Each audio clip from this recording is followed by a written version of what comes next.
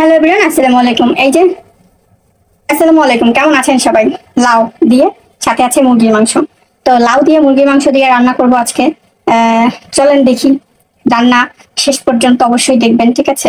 মাংসটাকে সুন্দর করে কেটে কুটে নিয়েছি। এখন আমরা চলেন লাউটাকে কেটে নেব।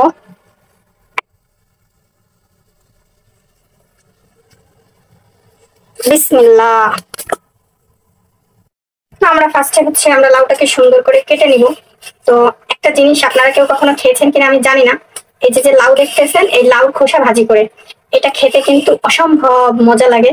তো আমি আজকে লাউ খোসা ভাজি করব, আলু দেবো একটুখানি, আর খোসাটাকে ভাজি করব, আর আর এই লাউ দিয়ে এটাকে রান্না করব, ঠিক আছে? তো আমাদের এই যে লাউটাকে সুন্দর করে ধোয়া হয়ে গেল। তো এখানে যে মশলাটাকে বেটে নেওয়া হয়েছে সুন্দর করে, এটা হলো এখানে রসুন, পেঁয়াজ, আদা, মরিচ সবকিছু দেওয়া আছে, ঠিক আছে? এখন আমরা চলেন মূল রান্না শুরু করে দিই।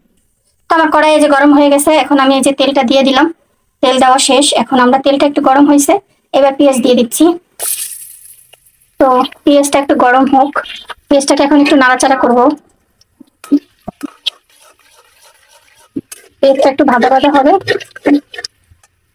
এই যে আমার পেঁয়াজ বেরেস্তাটা বেশ সুন্দর হয়ে গিয়েছে। এখন আমি এটার সাথে মশলাটাকে অ্যাড করে, তো এই যে আমার মশলাটাকে আমি এখন খুব সুন্দর করে কষিয়ে নেব। এটা দেখতে পাচ্ছেন যে এত সুন্দর একটা ইয়ামি কালার আসছে, মানে আশা করছি আমাদের রান্নাটা বেশ সুন্দর হবে। এখন যেটা করবো, আমরা এটার সাথে একটু লবণ দেবো, একটু হলুদ দেবো পরিমাণ মতো। এই যে আমি লবণটা দিলাম। এখন আমরা একটুখানি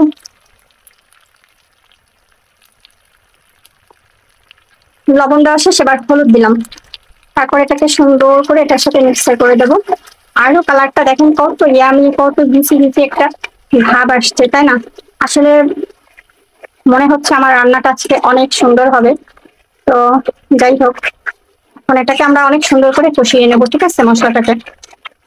ওকে, এখন আমরা আরেক মশলাটা কষানো পর্যন্ত অপেক্ষা করব।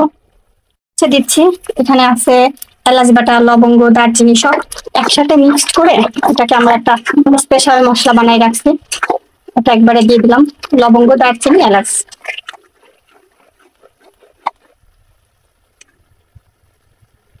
আমি আসলে ঘন ঘন একটু নাড়তেছি, দেখছেন, যাতে আমার মশলাটা কড়াইয়ের ভিতরে লেগে না যায়। একেবারে খুব সুন্দর ভাবে, এই জন্য ওটাকে সুন্দরভাবে নাড়ানাড়ি করতেছি। তো দেখেন আমার কালারটা না এবারে খুব সুন্দর একটা, একেবারে দেখেন কালারটা একেবারে খুব সুন্দর হয়ে আসছে, দেখতে পাইছেন? আমার মশলাটা হয়ে গেছে বেশ সুন্দর। এখন আমি এটার ভিতরে মাংসগুলো দিয়ে দিলাম। তো এবার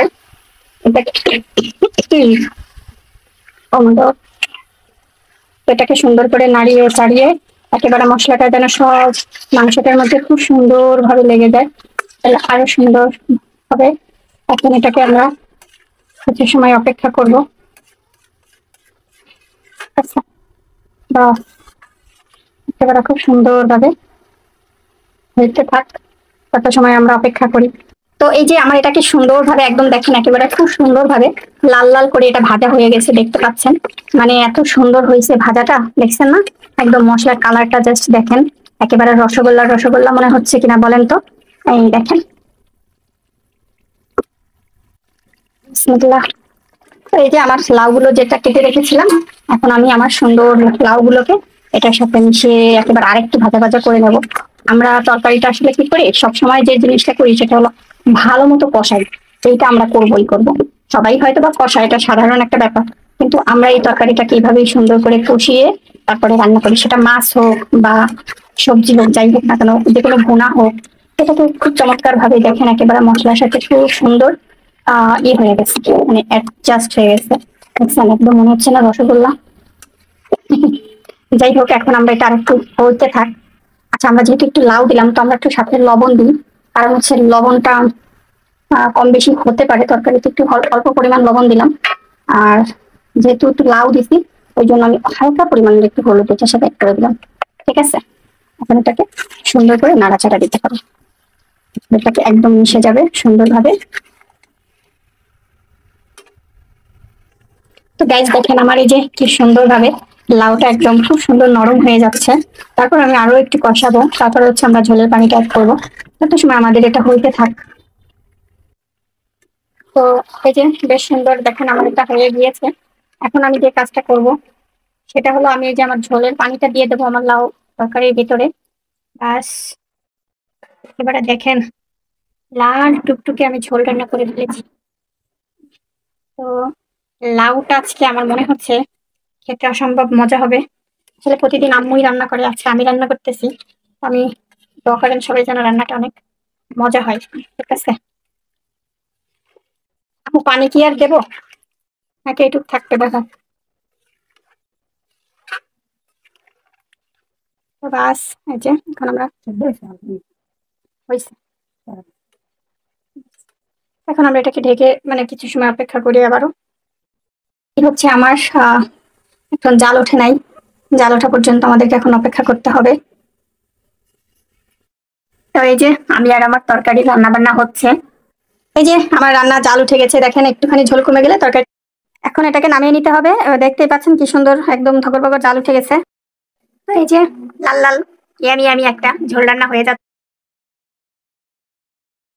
তো দেখতে পাচ্ছেন এই যে আমি হলো চলে আসলাম আমার এই যে রান্নাঘরে। আর এই যে দেখেন আমি কত সুন্দর করে আমার সেই সুন্দর তরকারি রান্না হয়ে গিয়েছে, সবাইকে দেখানোর জন্য চলে এসে টেস্ট করতেছি।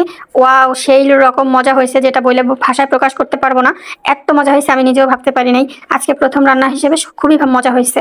দেখতেই পাচ্ছেন আসলে কালারটা কত সুন্দর, ইয়ামি ইয়ামি একটা ভাব আসছে। আর লাল দেখলেই মনে হয় যে খাই বলেন। আমি আসলে খুবই খুশি আমি এভাবে রান্না করতে পারে।